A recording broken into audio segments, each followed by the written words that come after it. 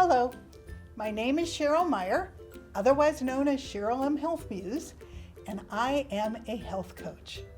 I want to welcome you to my podcast, It Feels Good to Feel Good, Future-Proof Your Health. This is a weekly show that will share lifestyle changes that you can make to support your health yourself. Why do I want to share this information with you? 7 years ago, after being a business owner for 20 years, I woke up one morning in horrific pain where every bone and every joint in my body hurt. I went to the doctor. She ran lots of tests, and then she ran some more, and then she ran some more, and finally she called me and announced she was going to give me steroids, but there was absolutely nothing wrong with me and I should seek therapy. I knew something was wrong. I hurt. So she told me I would be on steroids for the rest of my life, and I refused that I was going to have a life of pain and pills. So why was I going to take steroids if there was nothing wrong with me? So I dug in and started researching, and I turned my business over to my staff.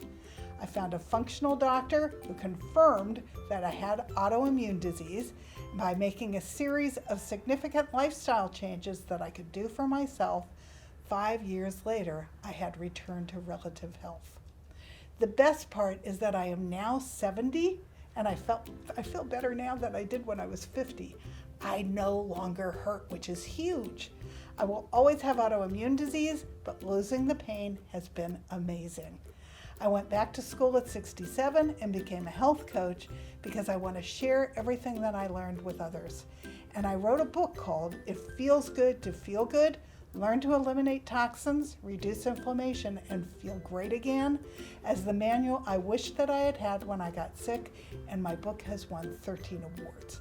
So whether you want to future-proof your health and grow old with dignity and grace without dementia and chronic pain and disease, which you don't need to get, or whether or not you already have a chronic condition like autoimmune disease or cancer or heart disease, and you want to learn about what things you can do to improve your long-term health, or whether you want to improve the health of your families and raise healthy children, because 53% of our children have a chronic condition, I look forward to sharing all this information with you. I will tell you, it truly does feel good to feel good, so let's get started. I look forward to having you join me here every week, and I want to give you hope that if you have chronic pain or chronic disease, you can make changes that will improve your health. And if you don't want to go there, you're going to be fine if you listen to the show and put these things into work. I want to give you information so that you can grow old and have a better tomorrow. So thank you for joining me. Let's get started.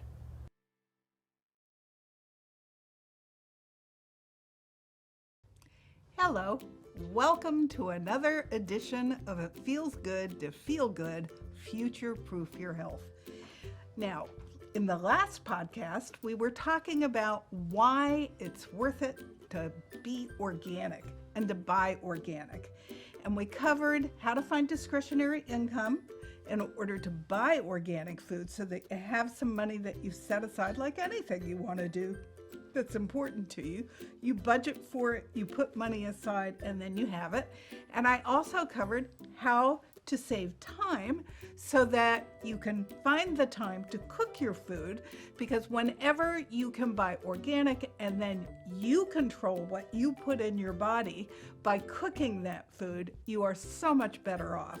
And so we've covered all of that. But I have other ways to save on organic food that I want to talk about here today. And I'm going to start off on a little bit different foot. My husband, who produces my podcast, commented that I often will say it's a dirty crop. So I thought that I would start by explaining what exactly does that mean. And it's really pretty appalling when I say it's a dirty crop, because you're going to be amazed at how much crud is on some of our vegetables when they come from factory farms. I'm sure you all are aware, and we'll put this up, of the Dirty Dozen Clean 15 list that's on my website, and we'll also put it over me talking here. And on one side of the card It's all the items you only buy organic. If you have limited organic money, that's where you spend those monies that you found in your budget to protect your body. And the other side of it are the clean 15, which means knock yourself out. They're not dirty. You can go ahead and buy them anywhere, any grocery store or from a factory farm. You're fine when you buy those because they're not sprayed heavily with pesticides and herbicides. And then there's a vast area in between. Since I got autoimmune disease, I am particularly cautious, so I buy as much that I can that's organic. And my body actually is like a little alarm system that goes off when I eat things with too many toxins on them, because my liver, one of the reasons I got sick was my liver couldn't handle anymore. It got loaded. And so it's really important that I stay clean, as I am still working on bringing my liver back to a fully functioning liver, because as goes your liver, goes your rest of your body, because it interferes and interacts with every other organ in your body. But you know, you have to make these decisions for yourself. There is that gray area in between where you get to choose. But these are some of the things that are on the dirty dozen list so that you understand what I'm talking about. Spinach has one thing on it that's a carcinogen, which means it creates cancer. It has 8 things on it that are hormone disruptors. One thing on it that interferes with your reproductive health. 7 things on it that endanger bees and butterflies. And so all of that is an issue. And if we don't have bees and butterflies, gangs, we don't get food, because they're our pollinators, so it's important. So altogether, there are 54 different pesticide residues on spinach. So buy it organic. The next one is apples. Now, apples sometimes are genetically modified, and they're genetically modifying them so that they don't brown, because they want them to last forever when they're on your kitchen counter. That's all fine and ducky, but what they're putting into that is Bt toxin, which has its own issues. But just a regular apple has 47 different pesticide residues on it. And of those, 6 of them cause cancer, 6 of them interrupt hormones, 5 of them are neurotoxins. Keeping my brain is kind of important now that I'm 72. 6 of them interfere with reproductive health. And we've talked about how our little boys and our little girls are going into puberty so much more quickly, but it also screws with your reproductive health for the rest of your life. And for any woman out there who wants to have a child, all of this is important to remember, because you want to have all your hormones working correctly so that you can get pregnant and you can have that child. And you want to clean up at least a year before you get pregnant without eating any of this stuff, because you don't want your child to be born with all of these right in the umbilical cord when they're born. And kids are now being born with as many as 297 different toxins right in their umbilical cord. So all of this is really important. So that's an apple. And then if it's a GMO apple, it's even worse, because it's got the Bt toxin in it, which interferes with digestion. It cleates all your good minerals out of your body. And it's the gift that keeps giving in your gut. It keeps reproducing in your gut. So it's causing all kinds of havoc in your body. Okay, grapes. Now, this is not only the grapes that you eat, but it's the grapes that make wine. 56 pesticide residues on grapes. 8 of them are probable carcinogens. 11 of them are hormone disruptors. 10 of them are neurotoxins. 4 of them interfere with reproduction. And then there's a whole bunch of them that interfere with bees and butterflies. So that's why you want to buy your grapes organic, and ideally you also want to buy your wine organic, because you don't want those poisons in your body. Strawberries, which are number one, the dirtiest on the dirty dozen list because they grow very low to the ground. So they're sweet, so the bugs like them. And so they really get sprayed with a lot of crud. They have 45 pesticide residues on them, 6 of which cause cancer, 16 of which disrupt hormones, 7 of which are neurotoxins, 6 of them interfere with reproduction, and then, sorry, this is so little, I should have not made it so little so I could read it. 11 of them interfere with butterflies and bees.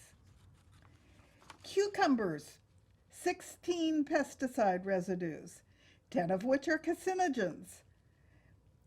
86 pesticide residues on them. Whoa. Okay, the reason I went back and looked at that is because 10 of them cause cancer, 32 of them interrupt with hormones. A cucumber. 17 of them are neurotoxins, and then more than 10 of them cause developmental or reproductive problems. Potatoes, one of my favorites, has 35 pesticides on it. Now this is a conventionally grown potato. Again, they're making GMO potatoes, which are even worse. And the reason they've become genetically modified is to get the Bt toxin. They're also changed their DNA so that they don't grow in their eyes. I'd much rather have you buy a potato that was just harvested so that when you eat it, you're getting all the goodies that are in the skin of that potato. And remember, the purple potatoes have more goodies in them than the other colors of potatoes. But of the 36 pesticides on a regular factory farm potato, 6 of them cause cancer, 12 of them interrupt your hormones, 7 of them interrupt your brain, 6 of them cause developmental or reproduction problems, and 9 of them interfere with bees and butterflies. So, and then you add to it, if you're buying a GMO potato, all the things that the Bt toxin does to it, and then how they've changed the DNA to fiddle around with that potato in the first place. So don't buy GMO anything, because you don't know what that's going to do long term to your body, and it's actually never been studied, so they don't know what it's going to do to your body long term either. Now, celery, one of my most favorite things to eat. I love celery. Celery has 64 pesticides on it. 18 of them cause cancer, 27 of them disrupt your hormones, 12 of them interfere with your brain, they're neurotoxins, 12 of them cause developmental or reproductive problems, and then 16 of them interfere with your hormones. So again, celery is a dirty crop, buy it organic. So those are the ones that I separated out. Health impacts of pesticides, period, I thought might be interesting to share with you. They interfere with your respiratory tract, and they give you irritation, so you can get sore throat or a cough from pesticides. You get allergic reactions to pesticides. You get eye and skin irritation to pesticides. They cause nausea, vomiting, and diarrhea. Sounds like a fun thing to have sprayed on your food, doesn't it? You get headaches and lack of consciousness sometimes from pesticides. And it can cause extreme weakness, seizures, and even possibly death. Long-term pesticide exposure has been linked to the development of Parkinson's disease. That again, I want to keep my brain, so I certainly don't want to go there. It causes asthma, depression, and anxiety, cancer, and includes leukemia and non-Hodgkin's lymphoma, attention deficit, and hyperactivity disorder, ADHD. So that's just pesticides. And then there are even more health impacts from herbicides. We know that Roundup, which is glyphosate, just lost its big lawsuit, and that Bayer, who bought Monsanto right before they all got sued, has paid out more than $80 billion to people who got harmed by it. But it's still being sprayed on your factory crops. So If I haven't convinced you why it's important to eat organic, I want you to think about that. Our bodies are very resilient. They can handle a certain amount of toxins, but they're not just getting toxins from our food. They're also getting toxins from our cleaning supplies and from our water and from our environment and our air. Our air inside our houses is even more toxic than the air outside our houses. And since I live in Los Angeles, that's a pretty big statement. So wherever you can eliminate toxins in your life and in your body and in your environment, you will be much better off, and your children will be much better off and be able to grow up and be productive human beings in the world. Remember, all these toxins also interfere with your children's learning ability, with their brains, with how much energy they have. Everything gets impacted by these toxins. And there's so much money in this stuff. Our government is not protecting us from it. So become educated, do your own research, and avoid as many of these toxins as possible. And certainly avoid them on your food if at all possible. And, you know, just like you would budget to go on a vacation, I want you to find money that you budget to buy organic food, because food quality matters. Okay, there's been a question here in the studio. Can I wash it off? Why can't I just buy factory farmed produce and then wash it off? Because it's inside the plant. Number one, Bt toxin is actually grown in the seed. It's genetically modified in the seed. So it's in the whole plant the whole time. So when the insect bites it, he blows up and dies, and it's in that plant. You can't get that out of there. But if it's being sprayed with pesticides and herbicides, it's also getting into the root system of that plant. It's getting into our water systems. It's going out to our rivers and our lakes and then down to the ocean and killing. I don't know if you're aware of this. I wasn't. Most of what we eat from the ocean is around land. And so it's contaminating all of that, which is not a good thing. But it's in the soil. So you can't wash it off. You can't scrub it off. Now, there is some that you can scrub off, and there are things that clean pesticides and herbicides off your plants, but it's not protecting you because you're still getting all those chemicals in your body. So you're worth it. Care enough about your body to buy quality and to not get things with all these poisons.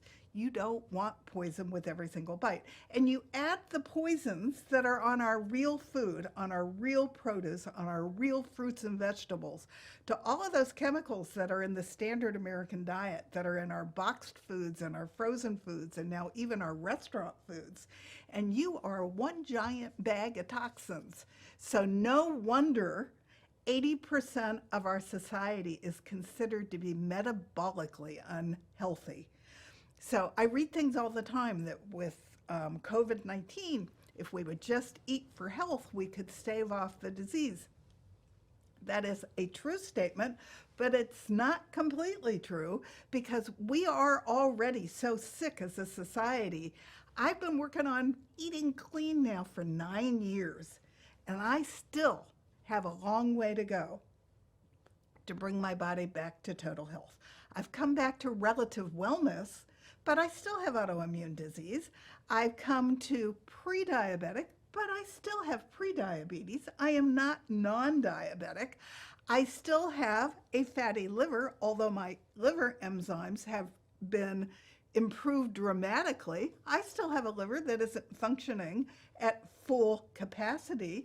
And because I have a fatty liver, I'm still impacting my heart health, my kidney health, my digestive health, my brain health. All of our organs, everything in our body works together. So once we go to ill health, it takes a long time to return to complete health. So I still don't know how I would survive COVID-19 if I came in the vicinity of somebody who had it. Now, I did get vaccinated. Whether you did or not, that's your choice. But I did get vaccinated because I do want to protect myself as much as possible. And I'm not sure that even after 9 years of cleaning up my environment and cleaning up toxins, my body is strong enough to support me to stave off that serious a disease. And just as a comment, I was out running errands yesterday and I was listening to NPR about long-term COVID, and it's pretty ugly.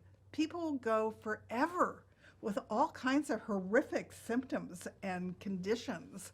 From once they get to go home, they live through the COVID, but the tail end of that and long-term COVID is with them for years, and they don't know that they're ever going to return to wellness. So you want to start eating this way now. You want to start cleaning up all the toxins in your life now, because you want to give your body the best chance to stave off illnesses like this so that you don't end up on one of those respirators and that you're healthy. So whether you choose to get the vaccination or not, I don't think that you can clean up your environment enough to make your body healthy enough to keep it away. So take care of yourself any way that you deem is possible, because you're worth it and you want to live to old age, keep your brain and have energy and feel good and be happy, because all of that is impacted by these toxins.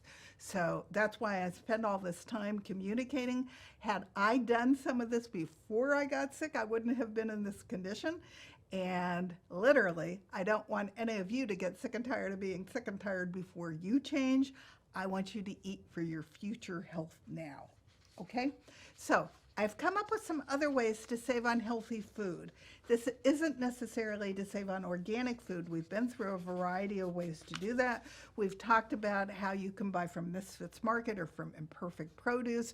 We've talked about buying directly from the farm and getting to know your farmer and find out what he's doing instead of spraying all these chemicals on his food, so that it can make it to your home, so that it can make it into your body. We talked about all of that, but these are some other ways to take care of healthy food. And I want to explain some terms in this podcast that I've not taken the time to do. The first one was last podcast, I suggested that you sign up for a CSA box, but I didn't really tell you what a CSA box is. So let me share that with you now. That's where you're actually contributing to a local farm's operating expenses and getting a weekly box of his fresh fruits and vegetables that get delivered to one central location in your area, and you go pick the box up. You don't get to decide what's in that box. Now, the good news of that is you're getting lots of diversity probably, and you're probably going to get things that you never thought you would buy that you're going to figure out how to cook and eat, because you're not going to want to waste them. And I encourage all of my clients that come to me to buy some kind of a vegetable or fruit that they've never eaten before, because they all have gifts and they all have different phytonutrients in them. So they're all good for your body, and they get into your body and they party. So if you get a CSA box, you're going to get stuff you wouldn't necessarily pick, but that you're going to figure out how to cook or how to eat raw, so that your body gets the benefit of them, and you're getting them at a discounted price because you're buying whatever that farm has, so you're helping him with his operating expenses. There are also CSAs for meat, for chicken, and for eggs. And there are also some CSAs that are only for animal-based products. So you're going to want to look around and see what you can find. There are two places where you can find out what's available locally for you in terms of CSA boxes. One we've talked about before, which is eatwellguide.org. We'll put it in a card over this.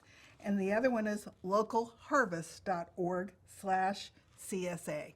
So if you want to try that route, it could be fine. It could be kind of like an adventure where you don't know what you're going to get, but you're going to cook whatever you're going to get, and you're going to get the goodies from it. So that's kind of fun.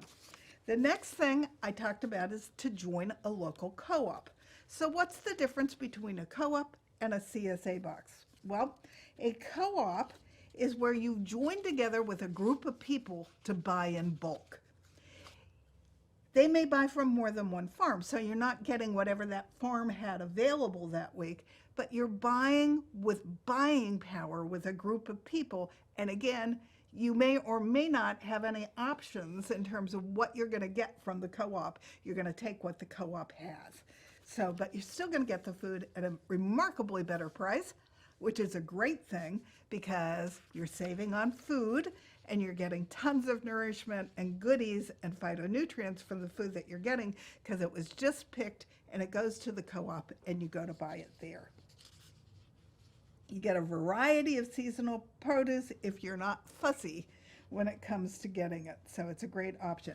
If you get things that you cannot use that week, remember that if you freeze organic fruits and vegetables, you cut them up and you freeze them in glass dishes. You don't want to freeze them in plastic if possible. You want to freeze them in glass, and I have silicone lids on my set, which means it's not going to leach any toxins.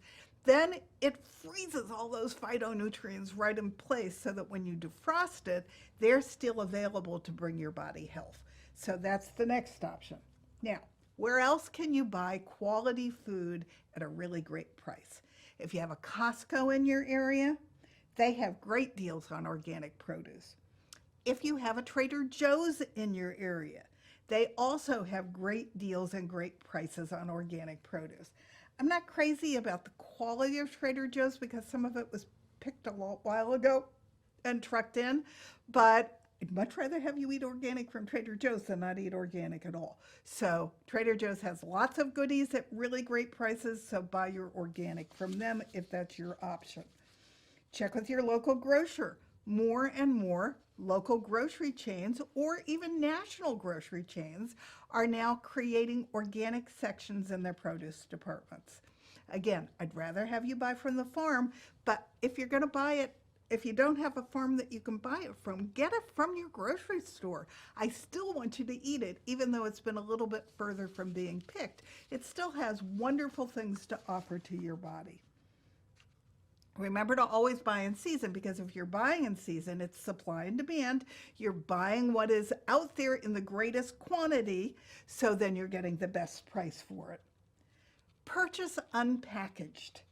We have local organic markets where you can purchase different kinds of organic foods or gluten-free flours or seasonings, not in packages. You buy them loose, you put them into packaging, and then you buy as much as you want. You can choose the quantity of these, but you buy them without all of the, stuff that it came shipped in. You don't need all that stuff. You're gonna just throw that stuff away anyway.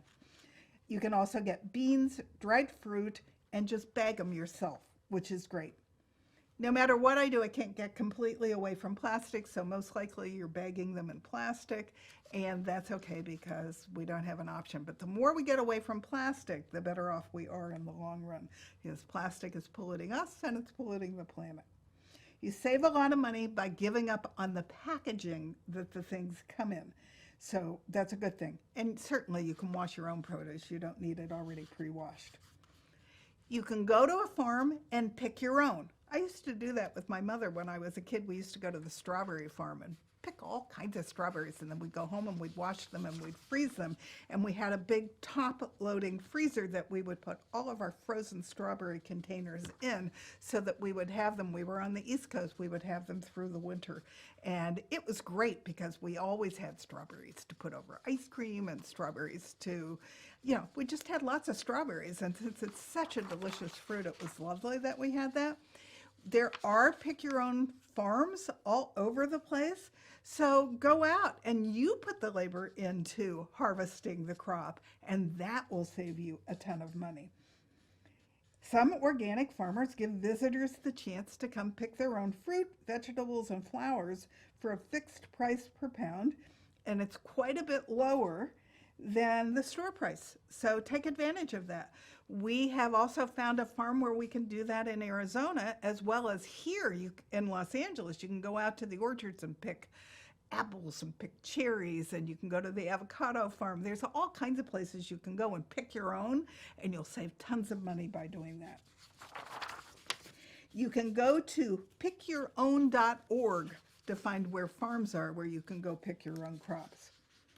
And that'll tell you where the farms are organic as well. Next is prioritizing where you're going to spend your money, and prioritize the things that you absolutely want to have organic first so that you do get those organic, and then the other things you can buy not organic. Bone broths, gelatin, lentils, bread or wheat products. Remember how that gets drenched in glyphosate if it's wheat? You don't want that. You don't want all that poison that we know is a carcinogen on your bread products and your crackers and your cookies and things. They carry the highest levels of glyphosate, so save enough money that that's a priority in your budget. We already talked about the fact you're going to eat smaller quantities of meat because you're going to buy quality meat, because that's important, and you want pastured, grass-fed, grass-finished. You're also getting a higher CLA content, which is higher content fats that are really good for you, and you're also staying away from GMO chemicals by doing that. Eat a couple vegetarian meals in a week. You don't need meat every single meal. You could eat some vegetarian meals where you eat beans and less expensive protein items. That way you're still getting quality food, but you're not paying for meat, which is probably the most expensive part of your diet that you're cooking. Use coupons. Almost everybody these days has coupons. So join your favorite company's social media pages for special coupons and deals. Check out various organic coupon sites. Some examples are Mambo Sprouts, All Natural Savings and Organic Deals for organic food, Natural Living Coupons, and Google Money Saving Ideas, and some of these will pop up. Simply Organic is a brand that makes spices, seasoning mix, and baking mixes, and they always have coupons on their website, so sometimes you can get more than $1 off. So get out there and Google around and see how much you can find to save yourself money. Kroger, which is Ralph's here in Southern California, also has coupons, and they also have the Simple Truth brand. So you're going to save money when you're buying their own brand or when you use their coupons on organic food. Whole Foods often has coupons every week for various food products throughout the store. Earth Fare has coupons every week for various products throughout their store. Now, I'm not familiar with Earth Fare because we don't have those stores in either of the two places where I live, but if you know Earth Fare, know that they do have coupons. Most stores will take each other's coupons, so don't be afraid to use them all in one shopping trip at your most convenient or favorite store. Shop sales at your favorite local grocery store if it carries organic. And when they're on sale, stock up. And then if you buy more than you can eat in that particular period of time, cut them up, wash them, and freeze them again. Because once you freeze it, you arrest all those beautiful phytonutrients so that they're available for you when you do defrost it. You can also dehydrate produce sometimes, and that will keep it for a long time if you keep it in an airtight container. You know you're going to rarely eat out. You know you're going to rarely drink out. You're going to start parties and have groups of people that come over for dinner parties, and that you're going to go from house to house to house. It'll be your dinner party one week, it'll be your best friend's dinner party the next, and then it'll be her cousin's dinner party the week after that. But you're saving money on going out to restaurants by going to other people's homes and sharing food and making it healthy food. You're going to remove as much sugar as possible from your diet. We do stevia or monk fruit for sweet. I also bake with coconut sugar, organic honey, and maple syrup. And you're going to stop drinking pop and fruit juices, which are costing you a fortune and are loaded with all kinds of icky stuff. And you're going to be drinking filtered water.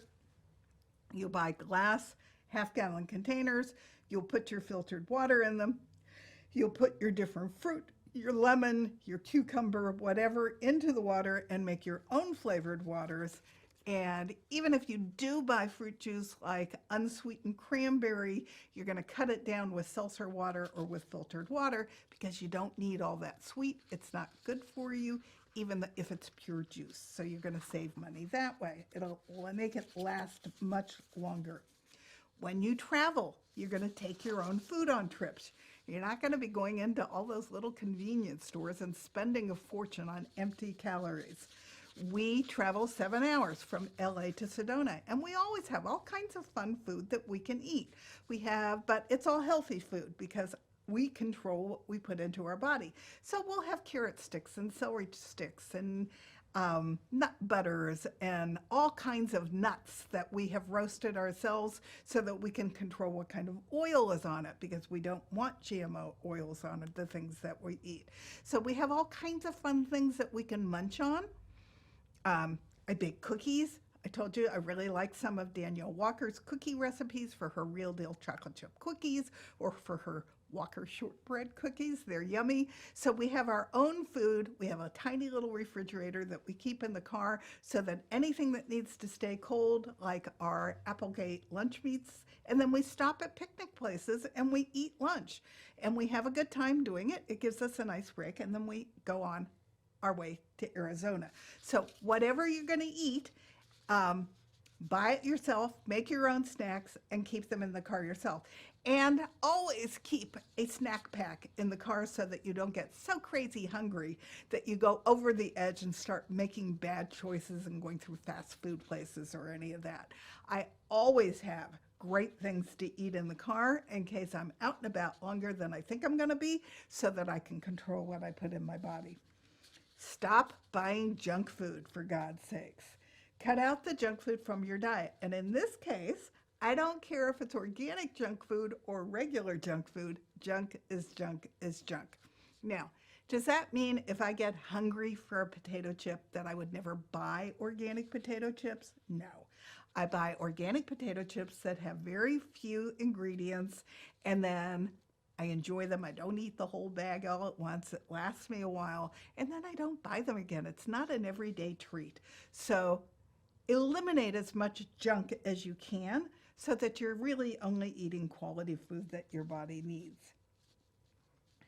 Junk food offers very little nutrition, and it's packed with unhealthy ingredients, and it is super expensive.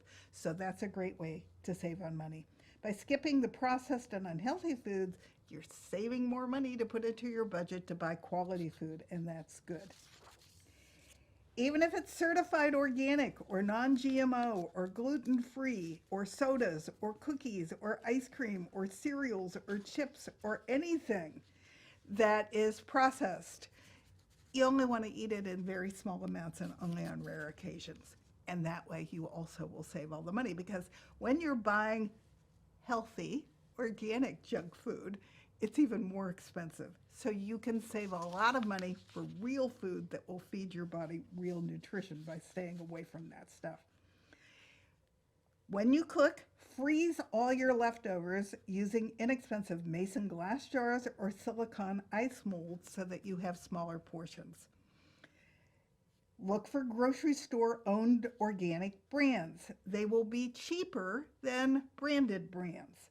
Target has a brand called Simply Balanced. Giant stores have Nature's Promise. Vons and Safeway, which is one corporate headquarters, have their own brand.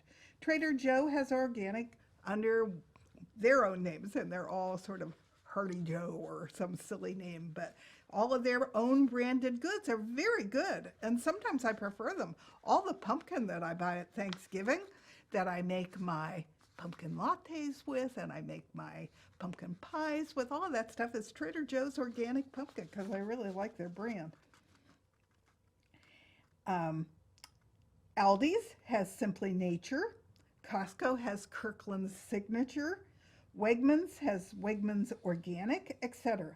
The same rules apply. Read the labels. Make sure they're BPA free if they're in cans.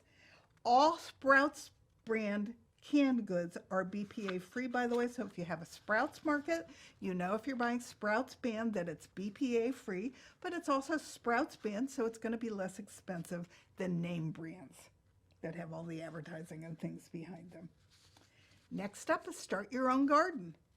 Start a garden on your own. You don't need a ton of space to start a garden. You can make a vertical or container garden. You could grow herbs on your windowsill. The best seeds to use for this are heirloom seeds.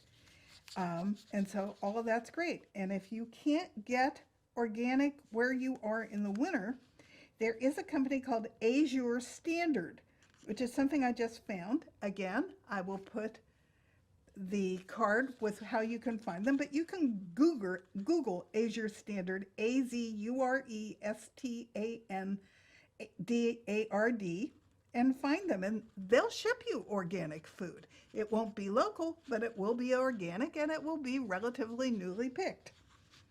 Or buy frozen organic veggies and fruits. If you can't get quality meat, when I first started eating this clean, I was buying all my meat from Wellness Meats in Missouri. Really nice people. And if you buy enough, they ship for free, so that makes it very worthwhile. They also run sales, so stock up when their meats are on sale and then freeze them so that you have them. You should always have a freezer loaded with goodies that you can cook so that when you get up in the morning, and I talked about the fact you're going to go into the kitchen, you're going to decide what your meat is, you're going to take that out of your freezer, you're going to check out what vegetables you have and decide which ones you're going to make that night for dinner and how you're going to cook them.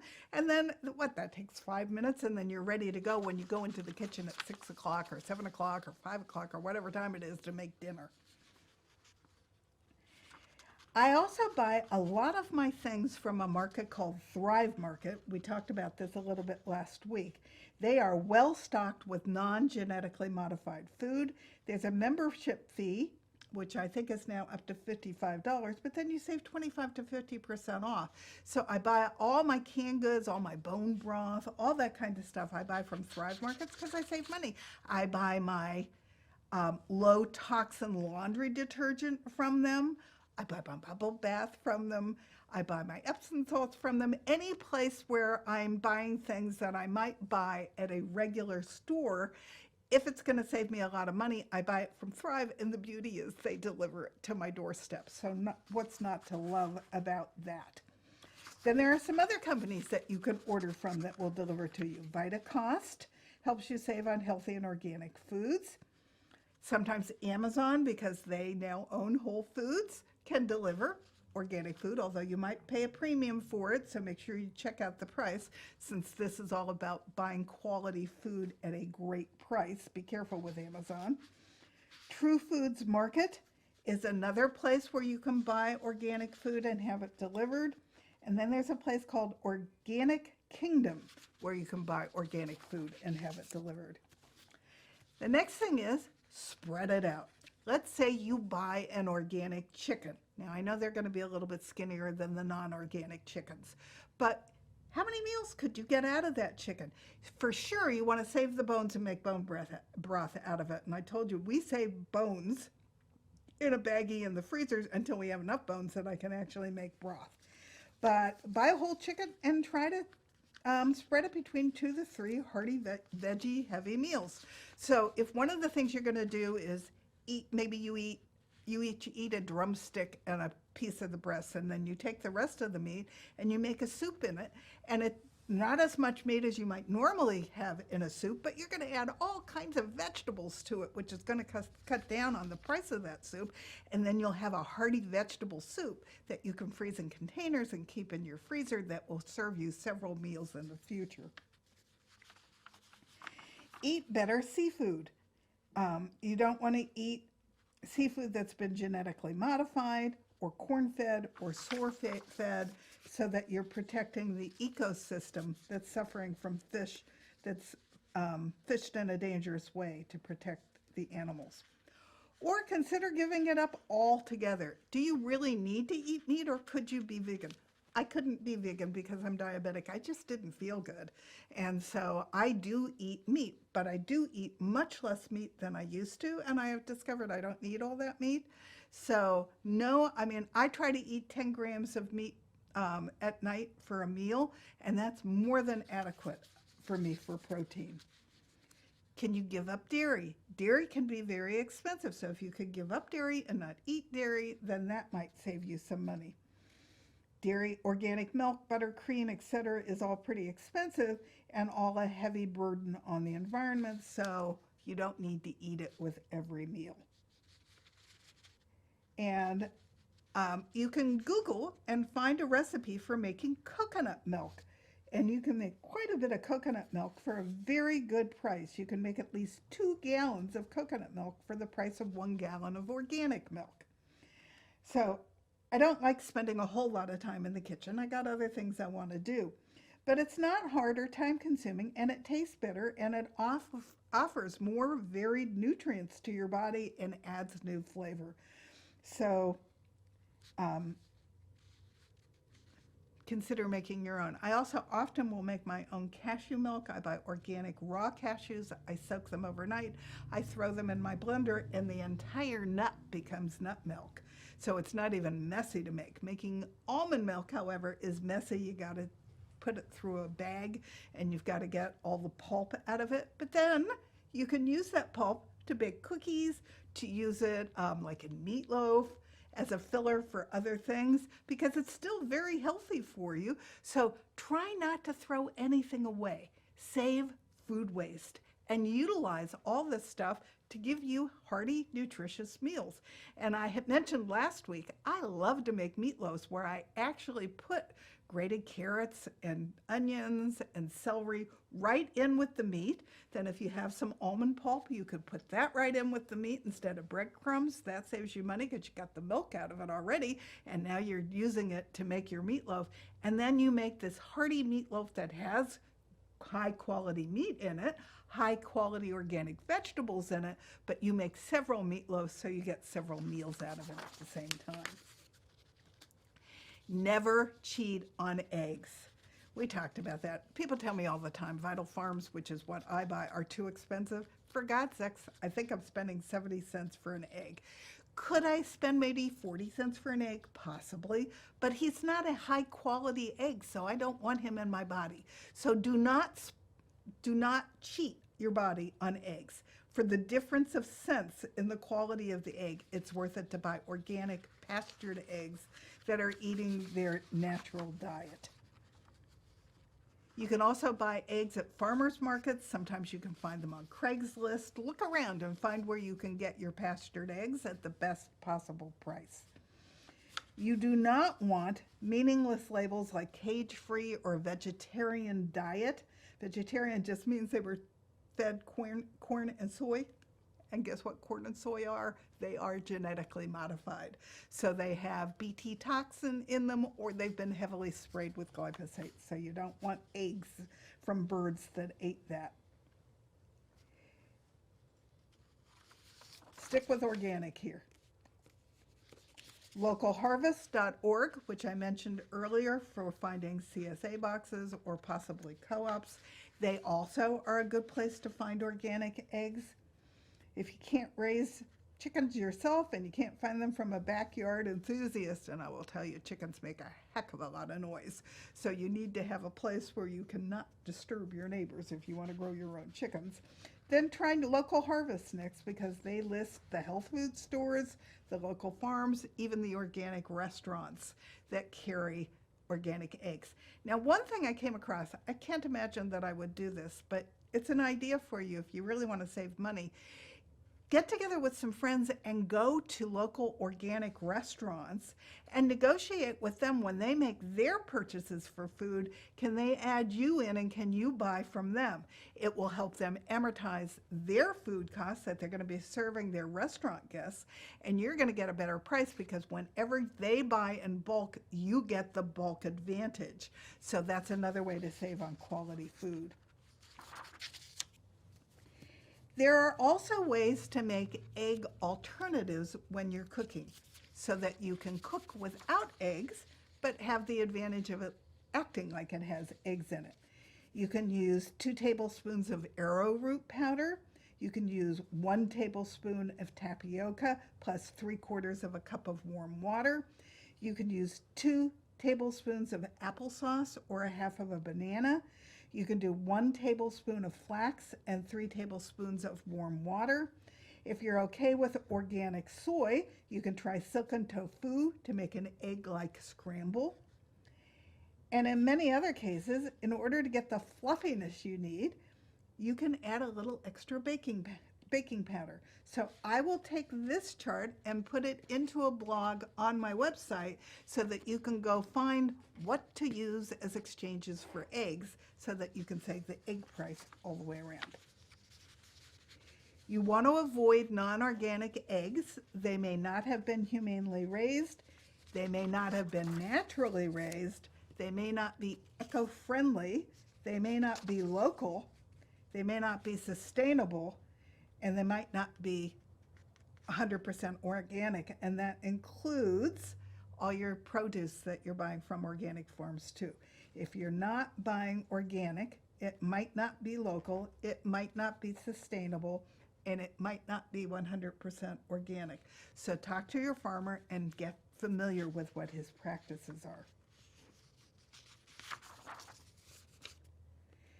Chemical fertilizers have their own history, so you don't want to be buying factory farmed foods for this reason as well. What can chemical fertilizers do? Testicular cancer, stomach and gastric cancers, respiratory ailments, and yes, the list goes on and on. So conventional foods have a laundry list of things on their own that are not good for your body, and so you want to be really careful that you know where your food is coming from and that it's not factory farmed.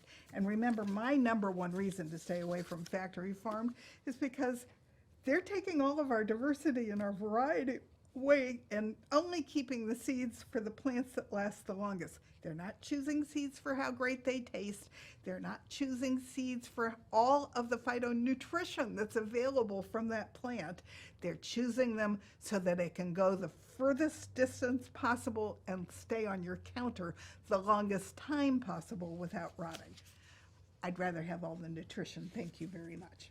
Okay, let's take a look at food terms and what they mean, because there's a lot of deception going on, and I want you to know what all of this means. Added vitamins, what it means. It means that they have tried and increased the nutritional value, or actually the perceived nutritional value of the food by adding in vitamins and nutrients. This was a common response to nutritionism, seen as an incomplete view to health and wellness by breaking foods down from their whole natural form into nutrients and vitamins, and then we assume that's all we need.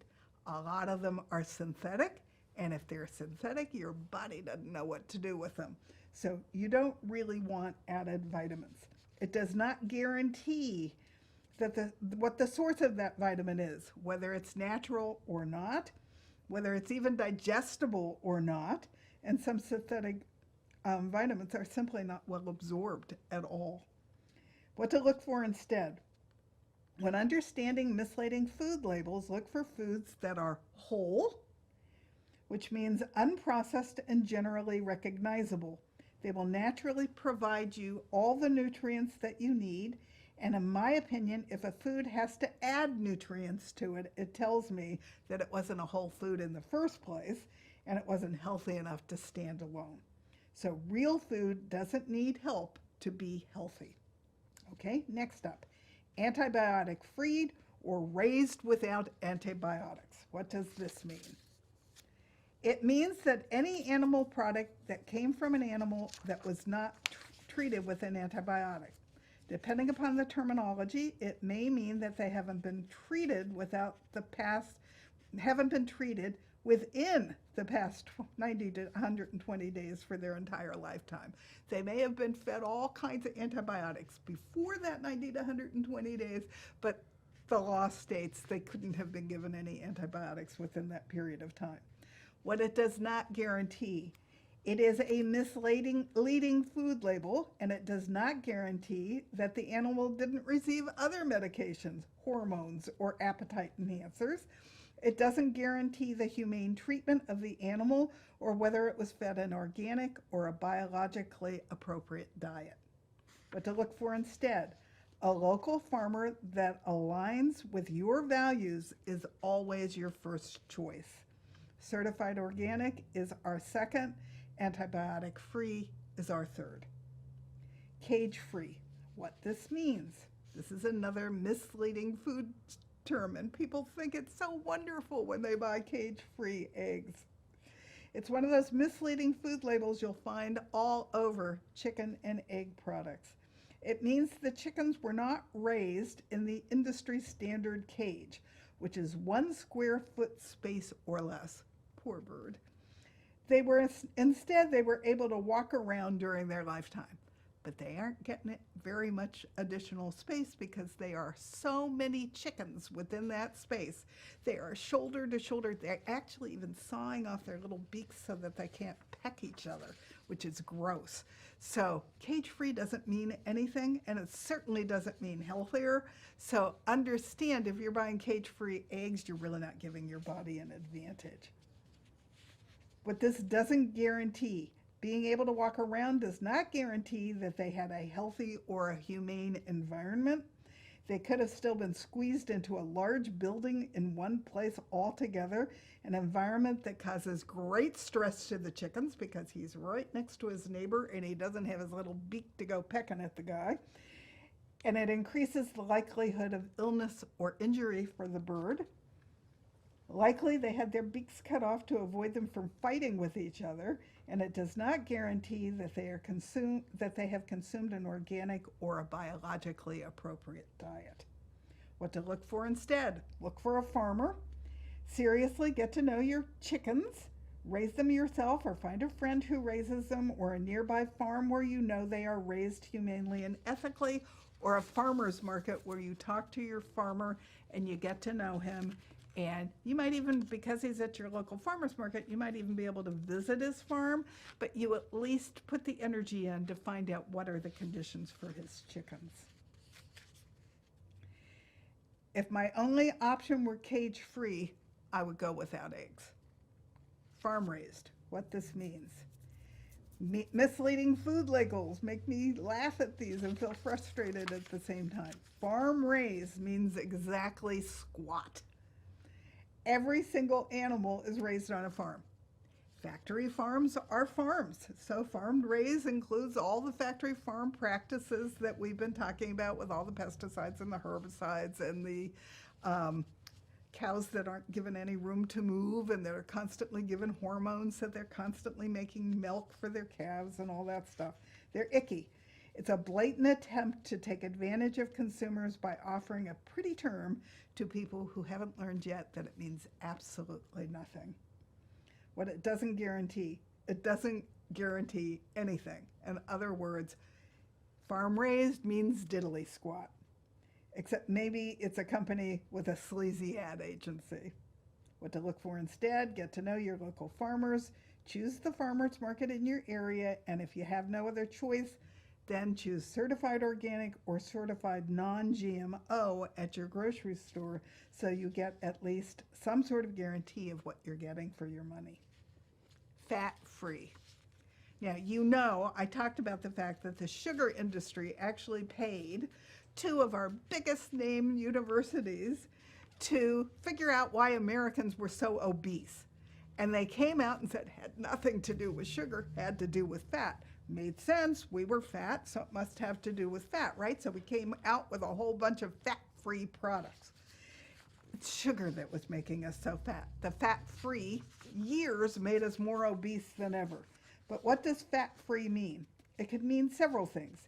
Either that the food is naturally fat-free, or that all the fats have been removed, making it no longer a whole food, and that no extra fats were added. There could be negligible amounts of fat, but that would be noted with an asterisk. Now, understand, healthy fats are good for us. Our body needs fat.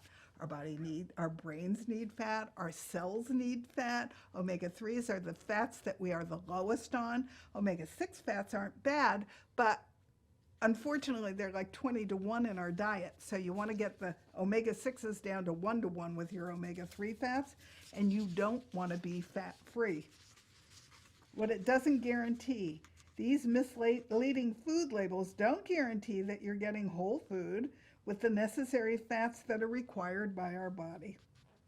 It doesn't guarantee that the food was minimally processed. It might even have been highly processed if the fats were removed, or it doesn't guarantee that it's organic, non-GMO, or natural. What to look for instead? Look for whole foods that are not processed or are very minimally processed. Foods that have very few easily pronounceable ingredients is a good place to start. Fruits and vegetables and anything that is an ingredient versus has an ingredient is even better. So you want apples, You don't want some kind of like apple thing. Fortified with, what does that mean? It means added vitamins, and we've already talked what that means. It means some nutritional substance has been added to increase the perceived value of the product. But it doesn't guarantee that it's a whole food, that it's been fortified from natural sources of vitamins or nutrients, or that the ingredients are natural, organic, or even healthy for you. So yeah, you don't want fortified. What to look for instead? Look for whole foods with few ingredients that are naturally healthy that don't need fortification. In my opinion, if a food needs fortification, it's not the healthiest choice in the first place. Next up, free range and free roaming. What this means, it can be a misleading term. It offers a modicum of reassurance. It's usually found on eggs or chicken, but sometimes on other animal products. It means that an animal is allowed to move freely with access to the outdoors. Now that's a good thing because that means the animal probably has a little bit easier life. But what it doesn't guarantee is that the animal ever actually makes it outdoors. It just means he has access to it, the outdoors. Many times they're inside a building with a small indoor run attached and a small door in which to access it.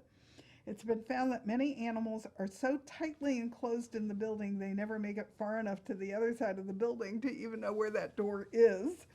Their outdoor area might also be unsanitary, so think standing in several feet of manure or stuff that would impact the health of your animal. And it doesn't mean that the animal's diet is organic, biologically appropriate, and it doesn't mean that there hasn't been a use of antibiotics and hormones or that the animal's gotten humane treatment. What to look for instead?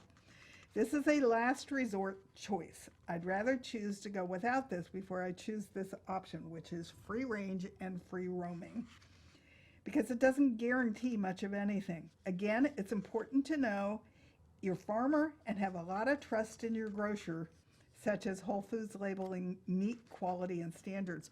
Whole Food does an interesting thing with their meat. They have different levels, and you can actually look up what it means at each level. Like chicken, you really want a level 5 chicken. He's skinny as heck because he's been out there in the pasture for a long time running around, so he never grew fat, but he also wasn't given arsenic to make him fat. He wasn't fed GMO feed to make him fat. So you have to sort of pick your battles.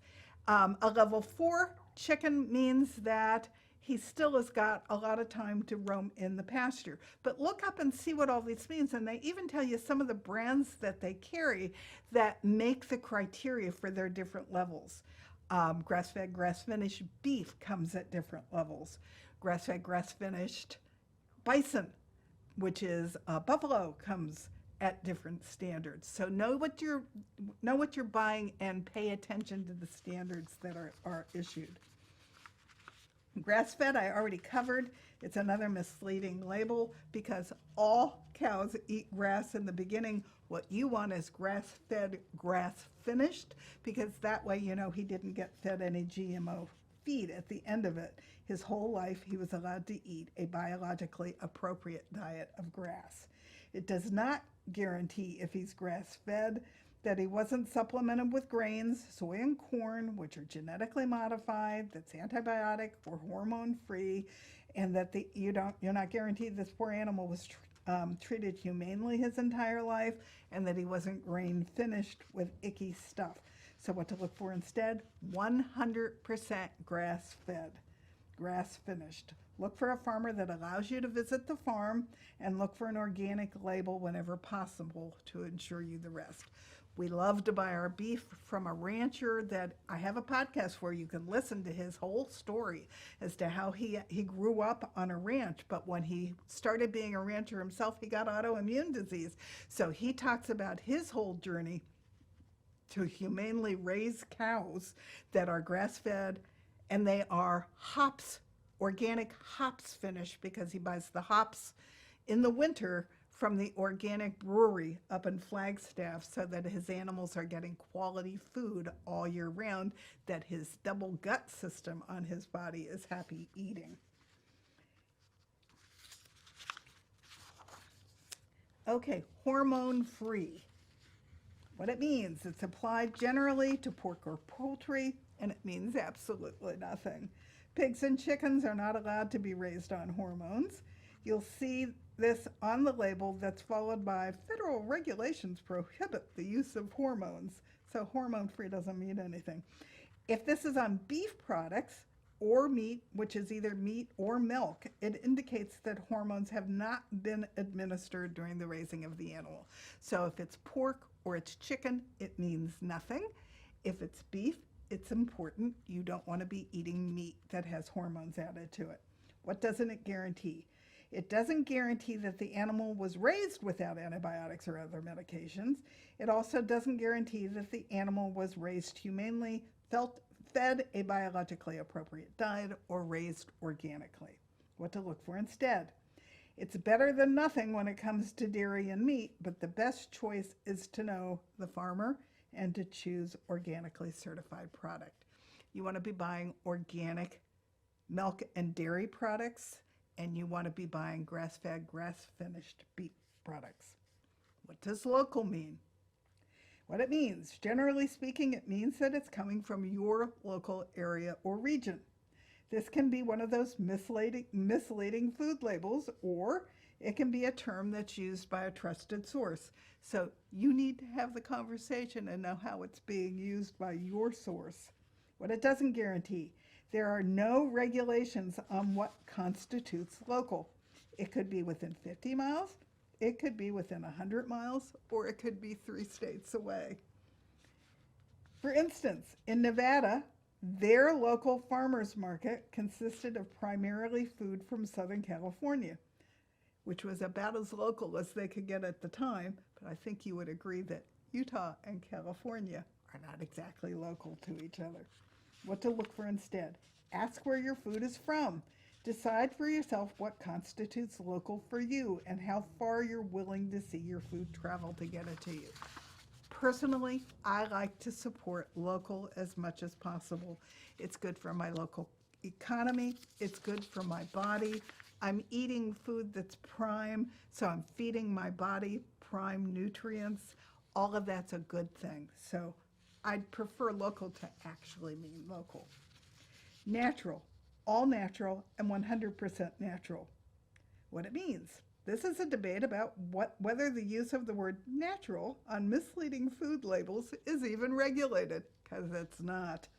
According to the USDA, natural or any derivative of the term must mean it contains no artificial ingredients and it is minimally processed. The label must explain what natural means, but minimally processed is probably something that's up to whoever's doing the processing. So really, natural, all natural, and 100% natural don't mean much. What it doesn't guarantee. These are very misleading food labels because the term artificial and the term minimally processed are pretty subjective. Some people think high fructose corn syrup is a natural ingredient. Some often hidden on the ingredient list under the term other natural ingredients. And minimally processed is what I do in my kitchen, not what happens in the factory. Therefore, this isn't guaranteeing very much of anything, and it's no guarantee that it's not genetically modified or that it has organic ingredients, or even if some of the other ingredients are natural. What to look for instead.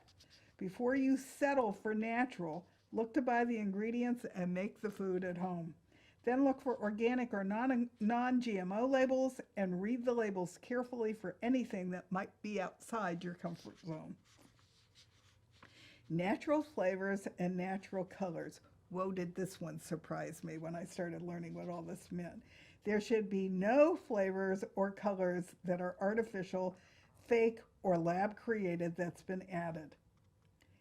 What this doesn't guarantee, it's one of those very popular misleading food labels. This doesn't guarantee what natural means. Animal byproducts can be called natural, like the joints from an animal. So can corn syrup, but is GMO corn natural? Yep, it sometimes is considered to be. Are hormonal cows natural? Is it a highly processed food, and is that being called natural? Pesticides and herbicides to grow food is natural. It's all very subject to opinion, so be careful of natural. Read the ingredients carefully. Avoid anything you can't pronounce or that you don't know what it is, because it's likely something you don't want in your body. And choose whole foods that you can make at home yourself. Nitrate-free and no nitrates added. What it means? I find these to be amongst the most misleading food labels. You can almost always find nitrate-free to be followed by an asterisk stating, except those naturally occurring. And this often means that they've added ingredients that are considered natural, but that have high levels of naturally occurring nitrates, such as celery powder. And believe it or not, celery powder is not necessarily that good for your body. What it doesn't guarantee, it doesn't guarantee that you're not getting nitrates. It generally only means you're not getting nitrates from an artificial source. This barely matters for any of you that are sensitive to nitrates in the first place. And a lot of people get headaches from wines or processed meat. What to look for instead? Look for foods that are unprocessed and naturally nitrate-free. Learn to preserve meat at home by drying or skip preserving, and eat fresher foods like making chicken in advance for the week to make sandwiches instead of lunch meat. Now, we do buy one label of lunch meats, and that's Applegate, and we buy organic Applegate because they're cleaner than the others, and sometimes you just want something that's quick and easy. We do take Applegate organic meat products with us when we travel in the car because that's what we eat in our sandwiches. So you decide what you want to put in your body, but I'm really careful what I put into mine. And you're not going to have much luck in the wine department staying away from nitrates. They're going to be in there. Non-genetically modified. What does this mean? It should come with a certified label from the Non-GMO Project or other organization, which means no part of that food or any ingredients has been genetically modified for any reason. So you probably have seen the Non-GMO Project label. Look for it because it guarantees you that all of those genetically modified things that have altered the DNA or have put Bt toxin into it or that have made it so that it can handle vast amounts of glyphosate, that's not part of the product. What it doesn't guarantee without a certified label, it may not mean anything because it's not a regulated term.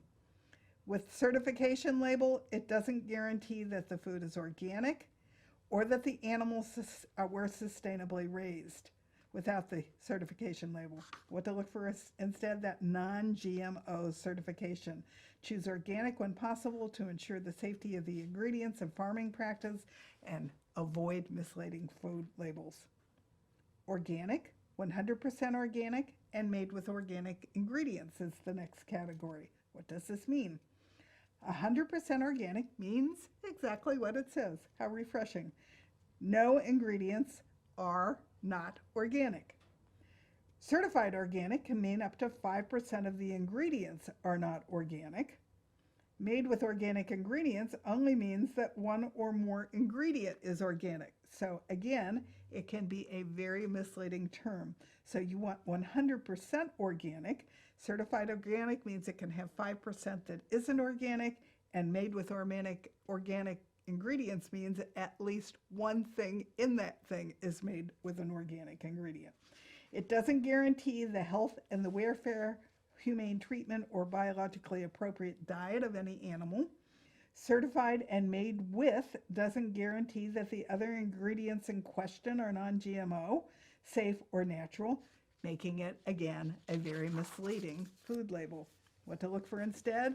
100% organic whenever possible, and know the source of your food so that you can avoid ingredients that are likely to be genetically modified. Pastured. What does this mean? It's still an unregulated term, meaning it could be included on misleading food labels. Generally, it means that the animal in question was not inside, not in a small enclosure, but was actually out on a pasture, grassy land, with access to biologically appropriate food, access to water and sunshine, and room to truly roam. What it doesn't guarantee. It doesn't guarantee anything yet without trust in whoever is using the term. It doesn't guarantee that no hormones, antibiotics, or biologically inappropriate foods were ever given to the animal, or even how much time the animal had on the pasture in his lifetime. So if he's out there for 5 minutes, he can be called pastured. What to look for instead? Look for a reputable source that you trust.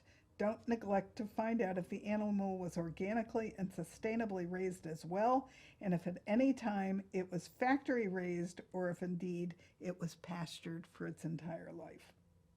Sugar-free. What does this mean? This is another misleading food label that could mean several things. Usually it means they have added no traditional white sugar and have usually added an alternative sweetener in its place. Now, we've talked about alternative sweeteners. The blue packet is a neurotoxin, and the pink packet is a neurotoxin. The yellow packet interferes with all your great gut bacteria and kills them off. So you don't really want things like aspartame, Splenda, and occasionally high fructose corn syrup, which is genetically modified. Sometimes it means no sweeteners have been added at all, except for those naturally occurring in fruits and juices. It does not guarantee that the sweetener added is good for you or natural, because probably the opposite is true. It doesn't guarantee that it's not a genetically modified sweetener, very common amongst sweeteners, and it doesn't guarantee that the food itself is natural or whole. What to look for instead? I just avoid it altogether. It's almost always a sign of something unhealthy to appeal to consumers by adding a simple but meaningless health claim. So look for whole foods instead, avoid those. Processed foods completely. Try your hand at homemade alternatives or choose organic or at least products with very few and simple ingredients that you can pronounce. Vegetarian diet. Now you're going to find a lot of beef at the grocery store that says, wow, grass-fed and then finished with a vegetarian diet. You don't want it. That vegetarian diet is genetically modified. It's another misleading food label. And it makes me frustrated. I didn't know this in the beginning, and so when I found out that I needed grass-fed, grass-finished, that was one of my missing links that I hadn't figured out yet. You want a modicum of reassurance that that animal is not being fed byproducts of other animals, or many animals that this is claimed for are not vegetarian, meaning the animal may be avoiding unhealthy animal food sources, but they aren't getting the health biologically appropriate foods they need to be healthy itself. It's a guarantee that the animal was fed grains, which are often genetically modified corn and soy, and it may be even a clue that the animal was raised indoors so as to guarantee they weren't scavenging for insects in the case of chickens' natural behavior. What this doesn't guarantee, these misleading food labels don't guarantee that your food was natural, biologically appropriate, or organic, or non-genetically modified. It doesn't guarantee that the animal was raised in a humane environment, outside cages, in fresh air, with plenty of space, not physically altered, such as the cutting off of its beak. It doesn't guarantee the health of the food or the health of the animal. What to look for instead? Skip this one. You don't want it if it's vegetarian fed. And then my last term, and we will sum this up, are whole grains. What does it mean if something says it's whole grain? It means the entire grain was used. Cereal germ, endosperm, and bran instead of a portion of it, the endosperm. This is such a long and convoluted definition of what is considered whole and what it isn't in terms of the percentages of each part of the grain. If you want to totally understand what whole grain means, go to Wikipedia and look it up. What does it not guarantee? These misleading food labels do not guarantee a whole food, a natural product, or that the ingredients are not highly processed or modified in some way. It doesn't guarantee sustainable farming or processing practices. It doesn't guarantee that it's not GMO. It doesn't guarantee much of anything. It is simply a step above wheat flour, but it's only a step. What to look for instead? Look at ingredients for a listing of whole wheat, whole oats. The best option is to make your own products at home or choose an organic label or a product from a company that you trust. You need to educate yourself on what labels mean. And although we haven't talked about it, 1 teaspoon of sugar is 4 grams. So know that when you're reading labels as well. So that's everything I have on how to get to know what's on your food, what's in your food, and getting to know your farmer.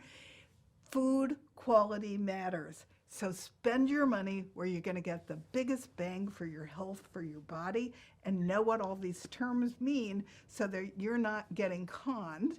And one of the comments I found by one of the health guys that I follow is, never buy anything that you see an ad on television for, because all the money went into the advertising. It didn't go into the quality of the product. So that's your first clue that you don't want to be buying that food. Okay, thank you for joining me. I'll be back again with another important, interesting health thing that I've learned. And I am currently studying cholesterol. I'd like to do something on cholesterol. I'd like to do something on the lymph system. And so those are podcasts that will be coming up. One of my next interviews is with someone who lost 150 pounds and became a fraction of his former self.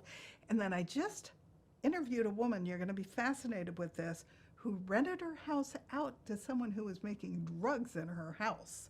And it was in the walls, it was in the paint.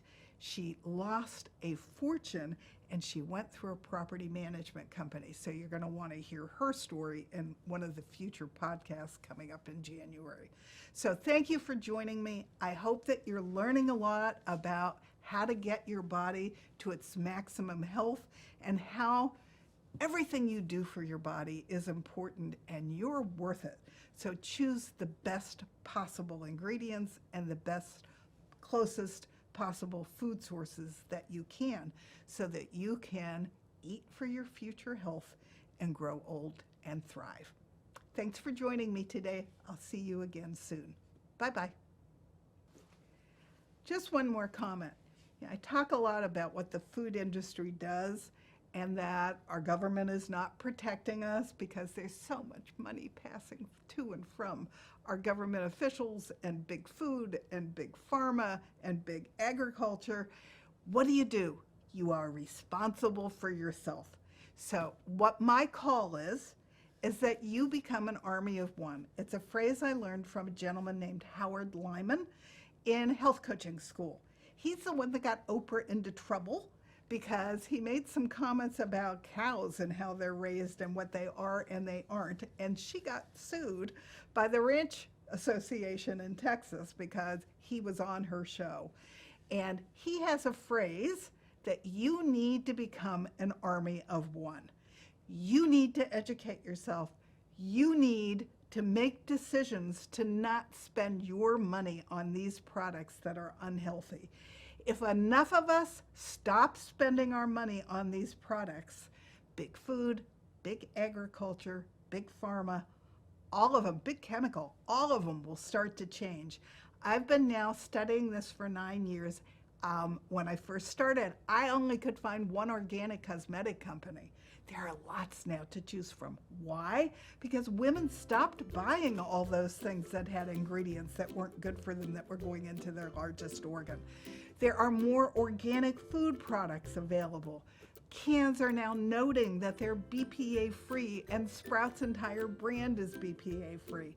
There are things that are happening because each one of us took responsibility and became an army of one. So spend your money wisely and influence the market because It will influence what's available for your children in the long run as well. And all of these things with all of these icky chemicals that go into our environment are horrible for climate change, for our bodies, for our environments, for our water, for our groundwater, for our crops, for everything. So become an army of one and take your own stand to make sure that you don't spend your money promoting a business that is promoting ill health in our society. Okay? So thank you. To all of my armies of one out there, I thank you. Join me and become an army of one with me.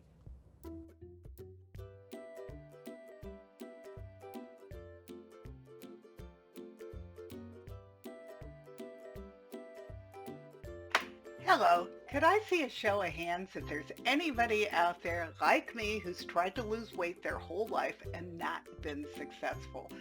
So you've tried all the different diets available. You've tried Weight Watcher. You've tried Jenny Craig. You've tried all the New York Times bestsellers. And the last time you did it, you started off great, just like all the other times. And you started losing weight, and then all of a sudden you fell off the horse. And before you know it, you're eating fast food and processed food again with all that sugar, and you don't even know why. And in the end, you've gained more weight than where you started out. So you now are beating yourself up that you just don't have the willpower to win. If that's you, I want to address the elephant in the room, because 9 years ago I got autoimmune disease and started researching because I didn't want the pain that came with the autoimmune disease, and the added benefit was I lost the weight along the way. So let me tell you what happens. Big Food doesn't want you to win. They've rigged the system. They've put so many chemicals into fast food and processed food that they light up the brain like a pinball machine. It's the same part of the brain that goes off for cocaine and heroin, and you feel great when you eat that food, but it's not making you feel good, and you're starving your body for nutrition because it's loaded with empty calories, so you're getting fat eating that food, and it's not giving your body what you need. And it's turning off all your own feel-good hormones of serotonin and dopamine and even your insulin, which keeps your moods even. But worse than that, there's two little hormones here at the back of your neck called ghrelin and leptin, and they don't work, and they regulate your appetite because all those chemicals have subdued them, so you don't even know when you're full. So what did I learn to do instead? I'm eating the GLAD diet, loaded with all the phytonutrients that my body needs to be healthy and to thrive and to boost my immune system and to ditch the pain.